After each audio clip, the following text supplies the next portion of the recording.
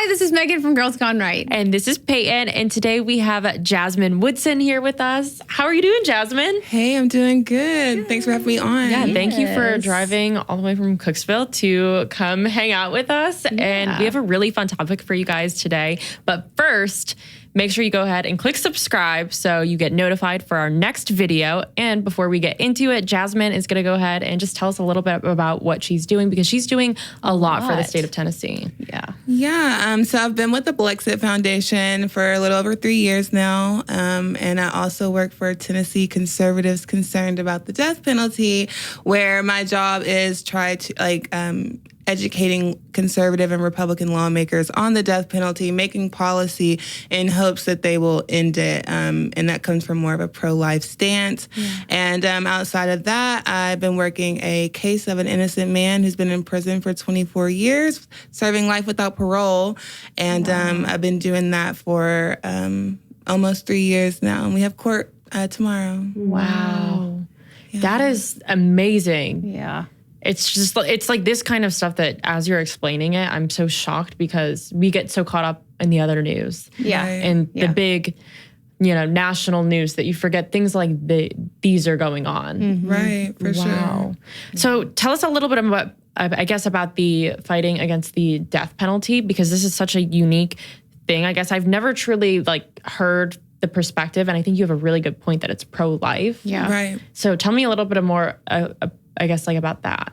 Yeah. So most people are indifferent about the death penalty. No one's super strong for it. Mm-hmm. But they might say I'm for the death penalty. But for the most part, people really, especially conservatives, they're like, okay, well, I am pro-life when it comes to abortion. Yeah. Does life stop at birth? So it's really good work. I just left Freedom Fest and I was able to speak on a panel to educate more people.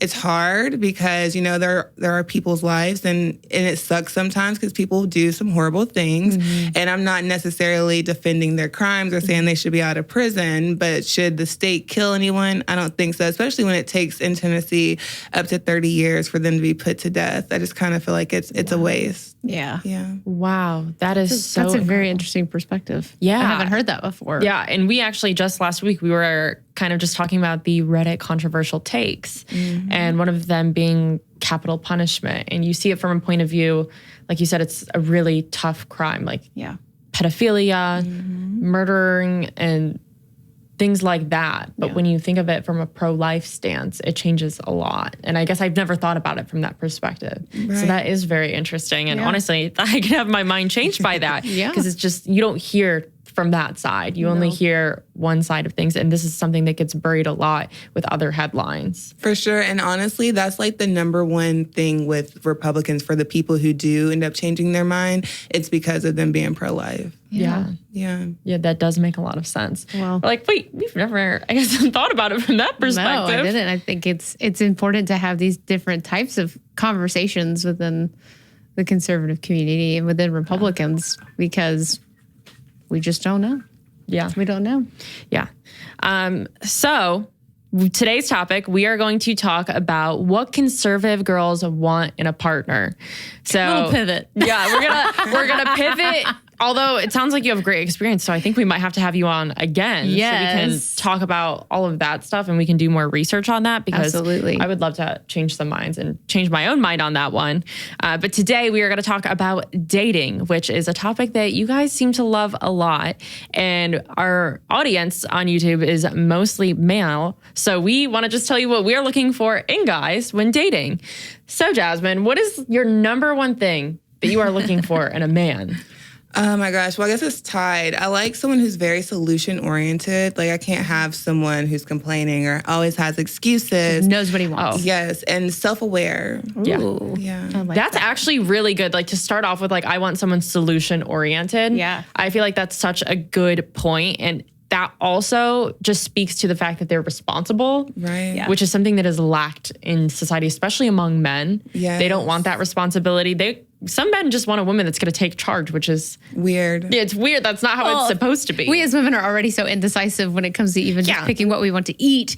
So a man that can just straight up be like, okay, we're going to eat here. Yeah. Even that so small, it can make a big difference. Yeah, I like that. I'm like, why would I want someone that's not solution oriented? It's not going to fix my problem. So now we're going to have to sit here and worry about it together. Yeah. And I'm going to tell you, I don't know where I want to eat. And then they also don't know. So it's just not going anywhere. So I definitely agree with you. For sure. Solution oriented.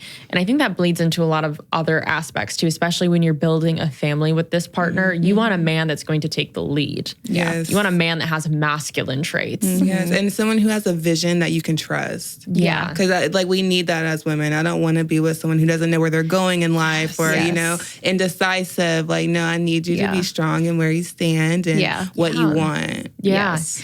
And that, again, I think that's like the vision thing is something that's lacked a lot among men.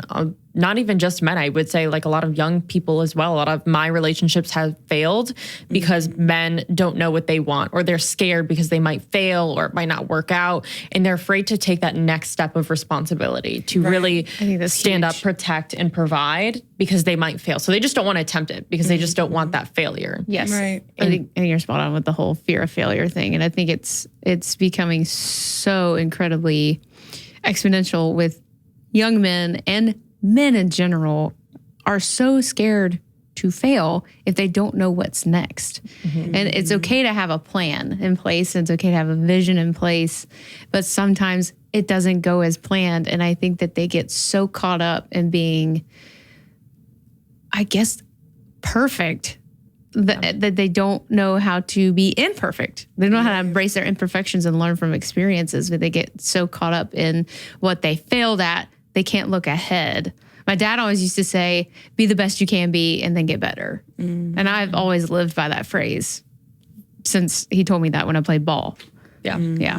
Yeah. I think Men need to relax.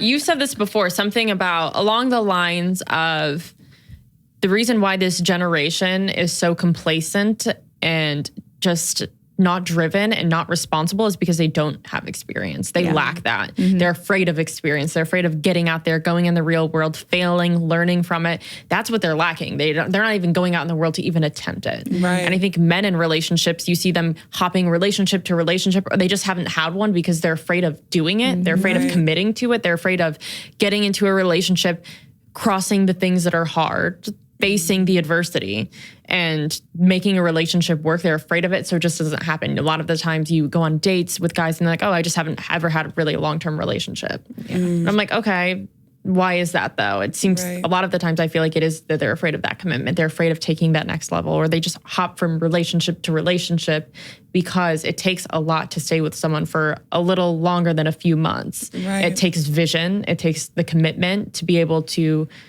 actually have something of substance with someone. Yeah, for sure. Yeah, I run into, with me, like I guess a red flag for me is whenever I meet men and they're fresh out of a relationship, and it's like, why are you even trying to pursue me? You should be trying to work on yourself and get over whatever it was with the person, and or they're just not. I wouldn't say not really ready, but it's like there's so many options, like dating sites and social media. Everybody's like afraid to like commit because like, what if the next person's the one, you know? Yeah, and that's so true. I think the dating apps have really changed that. It's made it seem like people are so available all the time at the tip of your fingers.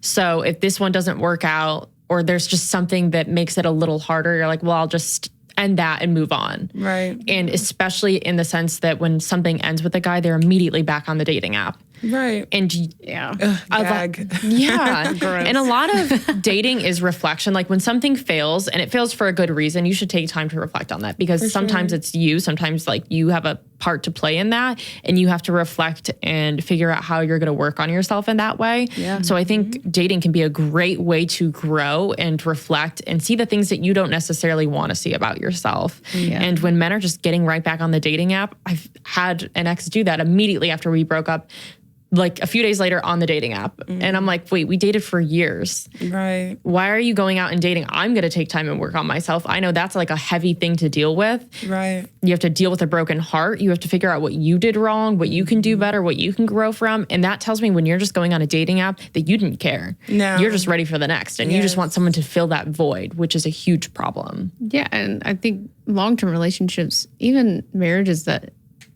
unfortunately end. I'm sure that there are plenty of people out there that end their marriages and then they just jump right into the dating world. They don't allow themselves time to grieve, especially even if you're not married, you went through a relationship. I mean, I'm sure like you grieve that loss because you spent so much time with that person. And if you don't allow yourself the time to reflect on what you learned from that relationship as a person, and then what you want out of somebody in the next relationship, you're not going to get anywhere. Yeah. You're just going to fall back in your old ways. I think that's a really good point too, that people are just moving on too fast. And I think it comes into like toxic things in a relationship. When a guy does that, you can tell. Right. It's like he's really needy or just very clingy because he was used to being in a relationship and now he didn't grieve that. And so he's going to move on with you and then just expect that out of you. Right. Or he's just insecure. Yeah. Yeah. From whatever damage that past relationship did, you didn't address it. Now you're just moving right on to the next one. It's not healthy. Right. It's this whole thing of like, it's not healthy to have all of these things so attainable and feel like you can have this at your fingertip and there's no work and effort put into that. For sure. Yeah. It's a huge red flag. Something for me, like my number one thing when it comes to dating a partner, and I feel like it is for a lot of people because it's building the foundations, but having someone that shares your values for like religion, tradition, and your morals, because I feel like that's so important. And religion is something that a lot of people on the left aren't concerned about. They're like, well, I just don't identify as anything. I'm agnostic or just not political. Right. It always falls into something like that, but you are, because politics is what you believe in. So everyone's political. Yeah. But when they say that they're like that, especially on a dating app, I just see people not political at all. But those things come up in different conversations. Maybe it's not politics, but it comes up. And you're going to find that later on in a relationship. And if you don't see eye to eye, like it's really important to share the same religion. Like you want to build a legacy. You want to build a family. You want to raise generations of someone that has these values and morals that you had. And I think that's the best part of a family is that's what you're passing on. That's what you're leaving this earth is your religion and your tradition. So I just think that's like such a big red flag when people say that they're not political at all. And politics is philosophy. So you believe in something. Right. Or even when I say they're liberal, it's just automatic. Oh, Automatic, no. Yeah, that. So are you really like bragging about it? Because you put it up there. Like, do you know what this means? Oh, it's the best when you're on a dating app. And on my profile, it said that I don't date liberals. But then I'll have someone that swipes on me and it says they're a liberal and it has their pronouns. Oh, no. And I'm like, oh, no. So you're just going to date me, even though I strictly said I'm not interested. But you're willing to, you're like, you know what, whatever. It doesn't matter. So I think it's kind of crazy that someone's willing, it's fine to be interested in something that's different and you're willing to have conversations about that. And maybe you'll change your mind on some things. Like you do have to have conversations, but it is interesting when people proclaim that they're a liberal, believe in all of those things, and they can date someone that has completely opposite beliefs, because I don't know how that works. I feel like a lot of liberals don't really have strong beliefs, like especially the men. They're not really like how we are strong and passionate, can like talk you up and down about things. They can't do it. They have talking points and they just like say the things that they think that women want to hear. They just regurgitate things that they heard. Yeah. Exactly. I don't know. Do you guys know Savannah Craven? Yeah. Okay, well, she's like my best friend, and we all went out on my birthday in New York, and there was like a gender neutral bathroom or something. Boy. So me and her went around asking people like, how many genders are there? Like, what do you guys think? And this one guy, he was with his girlfriend or wife, and he was like, well, you know, that's really hard to answer, blah, blah, blah, blah. And I was like, look, you're supposed to be like a strong man for her. I was like, be real. How many genders are there? And he was like 2. And I was like, stand up and say Why that. were you just afraid to do that? Exactly. They're afraid to have a backbone because they just don't want to cause controversy. Exactly. It seemed like they were afraid to answer what they really thought because they probably knew. in the climate you're in New York, Right. they probably were like, oh, am I being Project Veritas right now? You know? Right. They bend. Yeah. Which as a woman, as women, we are so strong and independent in being able to speak on these things. And it's sad to see the lack of this in men. Yeah. Right. Yeah. It's so sad to see that they're so scared to speak up. And we experienced this in Dallas when we were doing Man on the Street. Yeah. We were asking about Demi Lovato's abortion song and asking if it's okay. Like, do you believe in abortions? Do you think that that's a right for females? And he's like, oh, yeah. like, what? But I know you don't believe that. Like, he had a cross around his neck. I think one of the guys, he just felt like scared to say no. Like, you could tell he was like beating around the bush. It looked like he might have been with his mom and like his girlfriend. And I could see the girlfriend kind of giving him a side eye. And so he's like, oh, yeah. I'm like, no. Answer how you feel. Yeah. But it's like, is that a trick question? Right. We just want your genuine opinion of something. Like, we're not trying to trick you or like put you on blast or anything. We just want you to answer how you truly believe what you believe. Right. That's it. Yeah. Well, I don't know what that is. It's very hard to date because we want men. This comes into like the second thing that's really important is having a man that makes you feel safe. And this comes from, you know, a man really identifying with the masculine traits of wanting to provide, protect. And something that Andrew Tate said, which I don't agree with everything Andrew Tate says. I think he's very extreme, but I think there's some meaning in what he says that's like accurate. He has good talking points and he has bad talking points. Yeah. And one of the things that he said was that women are when a woman is with him, he drives everywhere. He has a Lamborghini. It's a nice car. He picks the restaurant, drives everywhere. Like, a woman doesn't have to think about like, what time are we going to dinner? Where are we going? Who's going to drive home? Like, where am I parking? She doesn't have to think about a single thing when they're together. And he's like, and this is something that I think is huge and that a lot of men aren't doing. Chivalrous. Yeah, it is chivalrous. And that was something that I did agree with a little bit. For sure. Like, it's not to the point where women don't have to think that when they're with me at all, like they just have to be stupid. I don't think that that's what he's saying. I think that he genuinely means a woman just doesn't have to plan it. She can trust in his ability to make decisions and lean on that and let him lead. And I think that's something that's really important that makes a man is when he's leading and a woman can be her most feminine self. Definitely, 100%. And I've dated guys that lived in other countries, and one in particular, they lived in Saudi Arabia. And back then, women couldn't drive. But it wasn't like, for me as an American, I'm like, why can't women drive? You know, like, why don't they have the right? And they're like, well, women are so precious to us that we don't want them to have to drive. And I was like, oh my gosh, like that makes so much more sense than like you guys are oppressing them, you know? No, we're taking care of them. Exactly. That's actually such a good point because I've heard that they can't drive and, you know, everyone says that, well, you're so lucky you can drive here because women can't drive in other countries. But that from that angle is a hot take. I think that's great. I think that it's so different in other cultures. And when you hear them talking about it's not a bad thing, it's a good thing. We want to provide for our women and men should be doing the most to make that happen. And they probably view it in the way that women are precious because women give life. Yes. Yeah. And that's more appreciated in other countries, sadly, than here. Yeah, I think that's a great point. I think, especially in other countries, pregnancy is like sacred. Having a child is so sacred to them, and they treat that so differently than it's treated here. Women have to work throughout their whole entire pregnancy. Women barely get a maternity leave. Right. There's a lot of things that are so different in this country where it becomes not a burden, because we know that that's not true, but that's a lie that they tell you here in this country, that pregnancy is a burden because you will have to be working up until your water breaks. You will get a few weeks of maternity leave, and then you're going to have to rip that child away and drop it off at a daycare, and you are going to have your motherly instincts while at work, and it's going to ruin you emotionally. Yeah. And this is how we treat it in America. So then it does almost become a burden. Not really, but like it feels that way to women. And in other countries, they treat it so differently.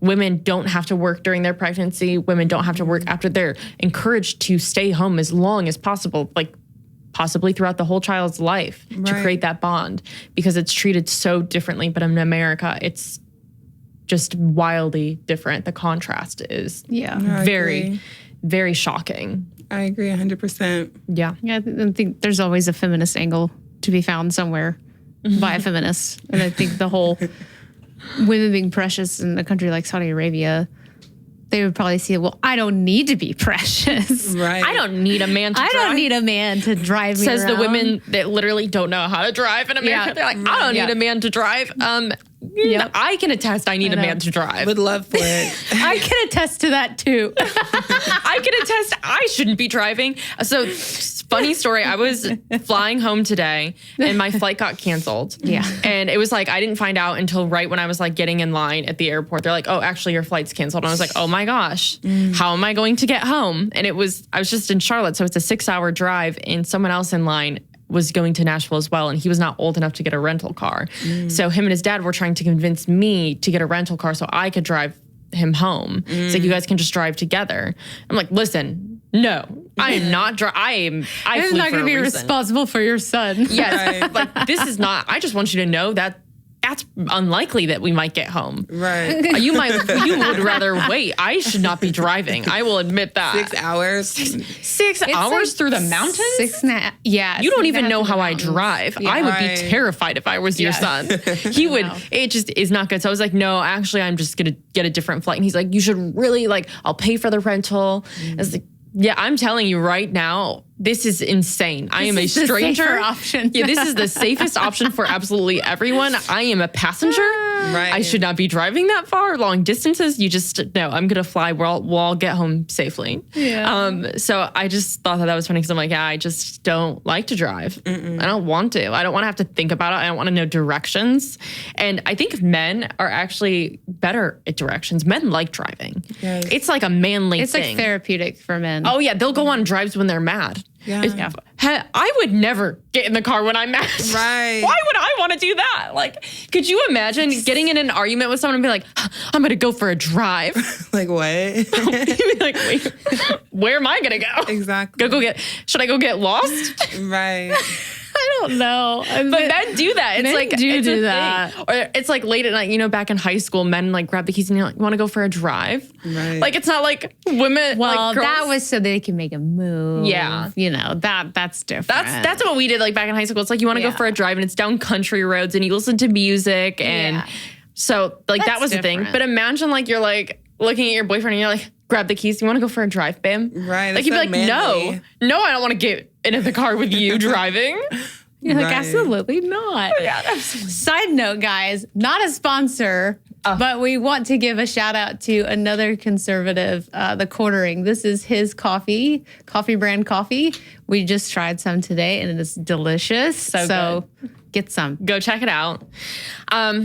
So besides the fact that women just are not great drivers and they're precious, so they shouldn't be driving. Yes. Great valid point. We are gems. I think another huge thing about what conservative girls want in a partner is finding a man that's going to make a good father. Yeah. Because I think this is something that is looked over a lot because people aren't thinking that far ahead and they just want someone that's going to fill what they want right now. Yeah. But they're not looking for what's going to fill the shoes later in life. Like you need a man that's going to fill what you want now, what you need now, and what you're going to need down the line. Yeah. Yeah, and I agree. See, because when I was younger, I didn't think about that. And I do have a daughter. My daughter's 5, and she's with her dad right now. But now that I'm wanting to date more intentionally, it's like I have to be real with myself. It's like, is this guy going to be a good father, you know?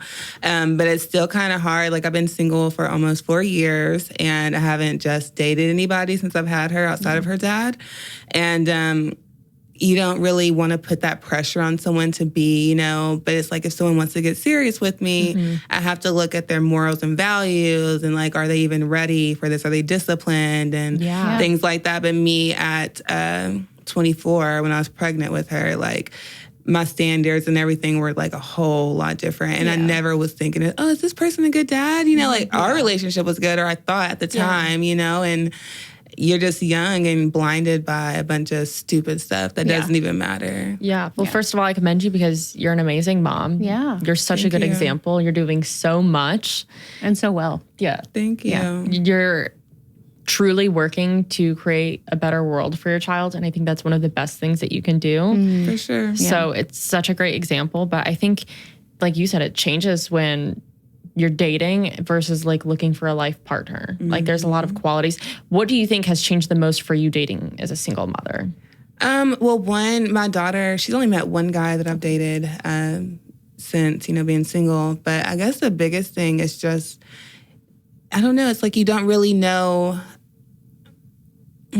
it's like my time, I guess. I'm very cautious of who I give my time to because they say like you can't help who you love. Yeah. And if I'm spending my time with someone who I know is like not good for me and I end up falling in love with them and then like my daughter has to be in that. So now I'm just like, I'd rather just be at home by myself, you know? And I thank God outside of being a mom, my work does keep me pretty busy. So like I don't get lonely where I'm like, let me call over, you know? It doesn't really happen. Yeah. And I think even having a kid, you know, when you're younger, people just feel like it's not important to think about those things. But like you said, you can't help who you fall in love with. And if you're constantly calling up that person, hanging out with them a lot, and you know that they're not good for you, you're just going to let it keep growing. Exactly. And that's happened. I feel like that happens to the best of us. Like when you're attracted to someone and you know they're no good. It's always temptation, and it feels good in the moment. And there's always something in the back of your head and honestly in your heart too. And it could be a spiritual thing from God too, kind of speaking to you saying like, I know you know that this is not good for you. Yeah. Right. I know you know, but that temptation is just very, very real. Yeah. I think that happens a lot with dating. Like you have to decide if that attraction is worth losing your morals and values for. Like if you are with someone that is making you feel so much worse when you're not together, like you have to feel insecure and you have to feel that type of way, what is worth it? Right. Like that relationship is not going to be worth it. You're worth more than that. And I think that's where we see a lot of the struggle too in dating is a lot of women are not going to walk away from things because they don't have that self-worth. Right. Yeah. And it's a hard thing to have, but like it's such a good thing when you are able to cut something off and walk away from it because you know you deserve better. And that's the only time in which you'll get better. Right. Is when you know what you're worth. Yeah. So anywho. Well, to speak on that, like what are some things that you would like to hear your partner say to you in a relationship? Whether it be like, I want him to tell me, like, let's say you're married.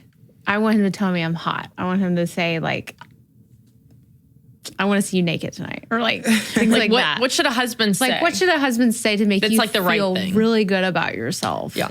I just think it should be always, I want my husband to be like my number one fan. Yeah. You know, without it being like beta male vibes, but like just like my number one fan and just always encouraging me. Yeah. And I don't know, there's not one specific thing, but like if I like change my hair, like I do my makeup, buy a new shirt, I want him to be able to notice it like that, you know, and just like come like, you look so good, or just something like that. I would enjoy that. Yeah. I love that. I agree. So So what are some things, being a single mother, you kind of have to have almost a different perspective because you have another person to think about. So what are some things that are like, did change your list dating that you really need in a man for that?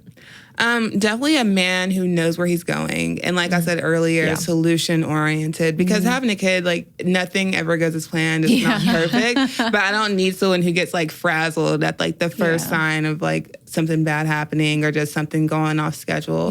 So just someone who's like able to like stand firm and like be like a solid foundation as far as just like, I know when like we're together, it's like the same and I don't have to worry. And because like when you bring a man around your child, you really are expecting, or I hope you're expecting that it's something long lasting. You're not just trying to bring men in and out of their lives. So definitely that. Someone who is happy in their career and has a good career. Because I do a lot by myself and I'm able to do a lot for me and my daughter.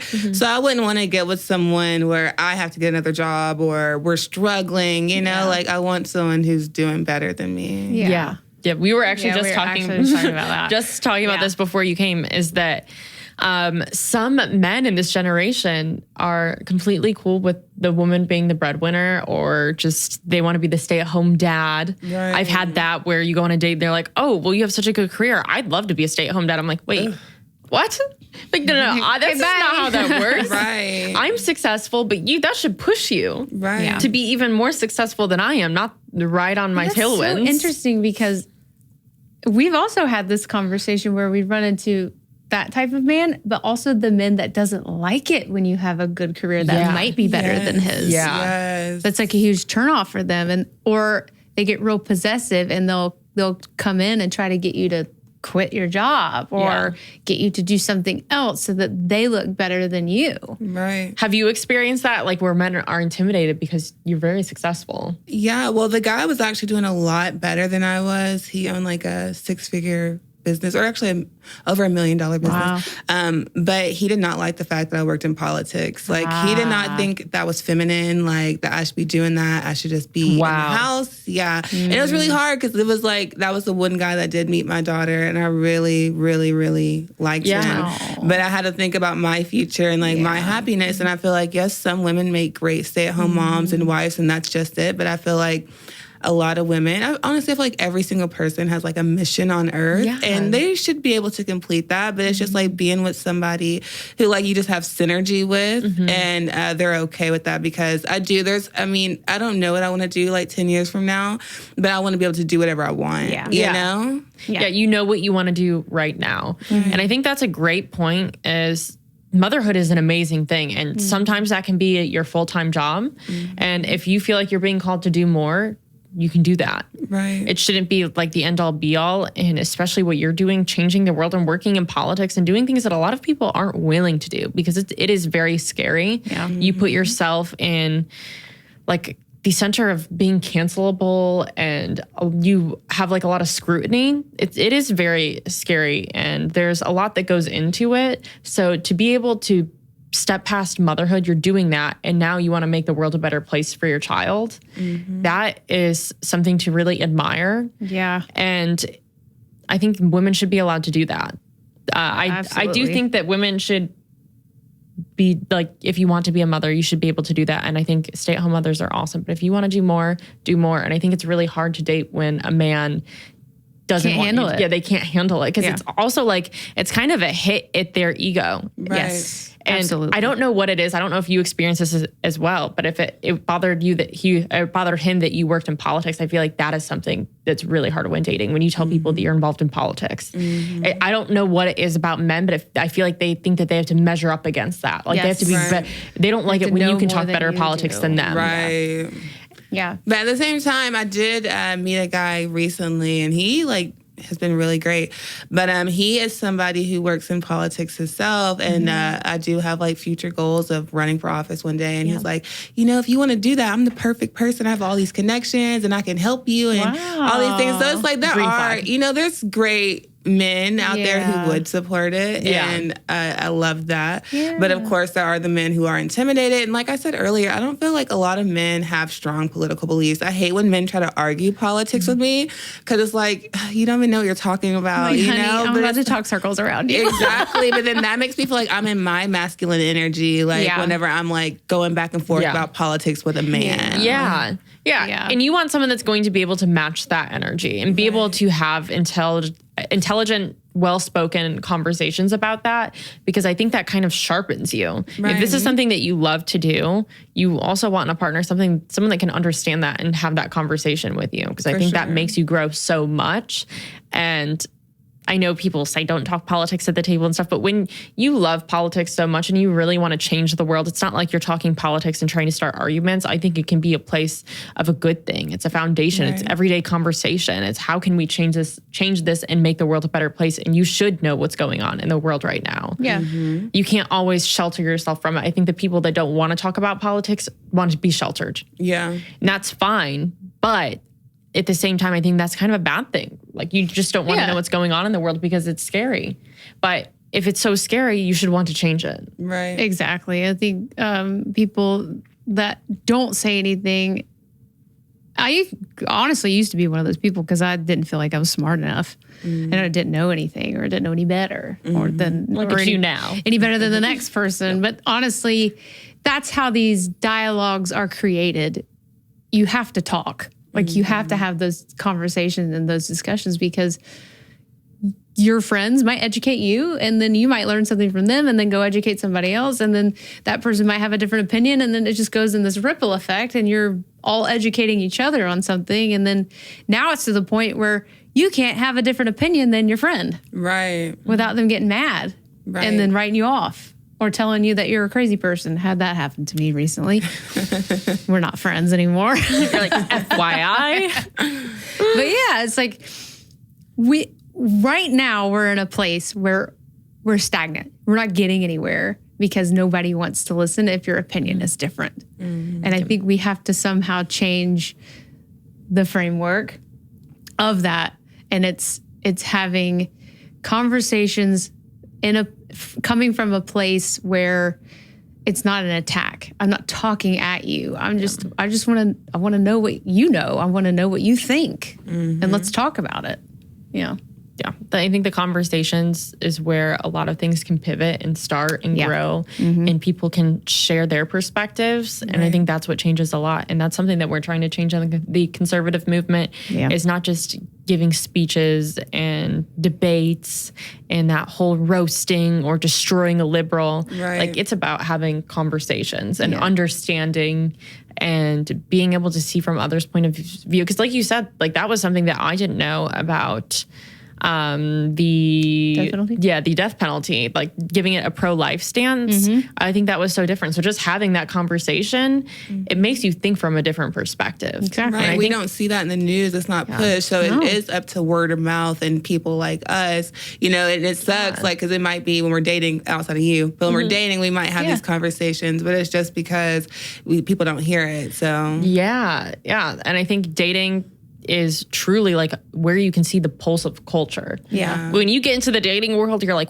whoa, this is crazy, because you see people's religion, you see people's values, you see what people I guess like prioritize in their life. Yeah. And that speaks a lot about where we're at as a society. The fact that you can meet a guy and they're like, oh, well, I just drink with the bros all weekend, Sunday brunch, and, thirsty Thursdays. And I'm like, whoa, this is a lot. Like, what are you celebrating? Yeah. What are you celebrating? Wait, do you go to church? And they're like, no. They're like, oh, yeah, I'm Christian. I'm like, oh, cool. What church do you go to? And they're like, oh, no, I stopped going to church when I was in like 6th grade. Like, so like you're not religious, but you have been to church, so you can't really say that you're a Christian. So it's like these things that you just see how people prioritize their life, and they don't prioritize a lot of things that have value. No. And so I don't know, I think that's just very interesting to like get into the dating world, meet people, see how, I guess, like normal society is living, because when you're just focused around a lot of conservatives, like I feel like I do have like a lot of conservatives in my life and people that are very passionate about it. So that's the conversations that I'm seeing. But when you step out and just normalize it, you don't see a lot of that. No, not at all. And I feel like it kind of makes me, like, I'm so happy for the job that I have with the death penalty, because prior to that, I worked around nothing but conservatives. But at my job, I'm the only conservative. All of my other colleagues are liberals. Wow. So yeah, but it keeps me, like, we'll have debates, or like they'll say certain things. I'm like, oh my gosh, like people really think like this, and I'll have to like say stuff back. And it's just like, I've been so sheltered where I'm at, but it keeps me on my toes. It helps me grow and helps me come up with like more answers. So like if someone else in the future asks me something, now I have like a different rebuttal, and I enjoy it. But it's different because like we're just so in our own little conservative bubble, and we forget like, oh no, the world is different out here. Yeah, that's such a good point. And that's so cool that you are able to step out into a different kind of environment and shape yourself, because when everything's one-sided and you're just in an echo chamber, it doesn't change anything. Like I said, it comes back to what I just mentioned. It's like we have to learn from each other, and you're doing that exactly. Yeah. That's what you're doing. And you're using that to educate more people. Yeah. For sure. It's great. Yeah.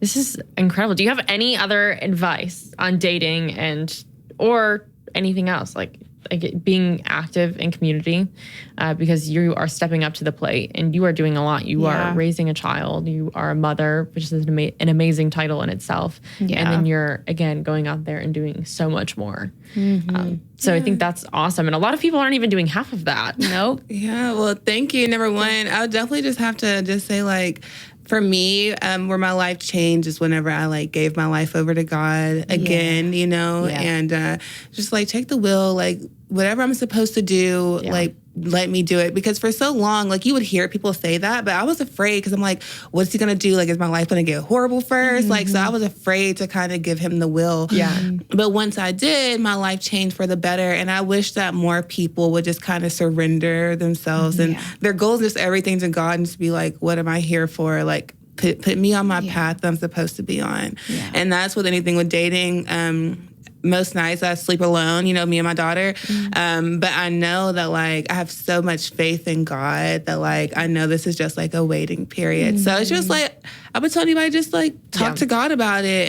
And if you haven't given your life over to God, try that and see if things aren't going good right now. Try it and see how it goes after that. Yeah, I love that. I think that's a great advice, especially when dating. You get caught in a waiting season and it feels just like it's full of anxiety. Right. And you feel like nothing's going to happen and you want to take things into your own hands to make it happen faster, but you're in that season for a reason. Yeah. Right. And the waiting season can be hard, but I think can be full of a lot of reflection.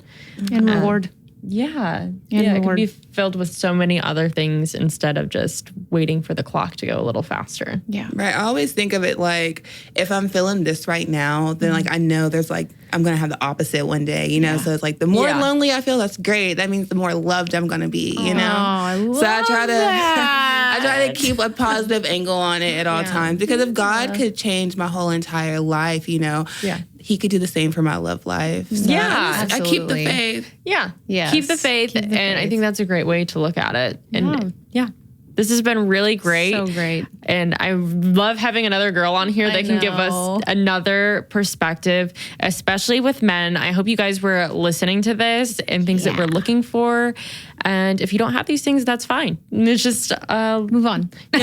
move on. Move along. But also some things to reflect and work on. And I think we all have the opportunity to do that. So, boys and girls, good luck with dating out there. I hope this helped. And we have some other dating episodes in the past that you guys can go take a look at if you want to hear more advice. Yeah. Jasmine, thank you so much for coming on. Thank you for coming. Thank you guys for having me. Bye, guys.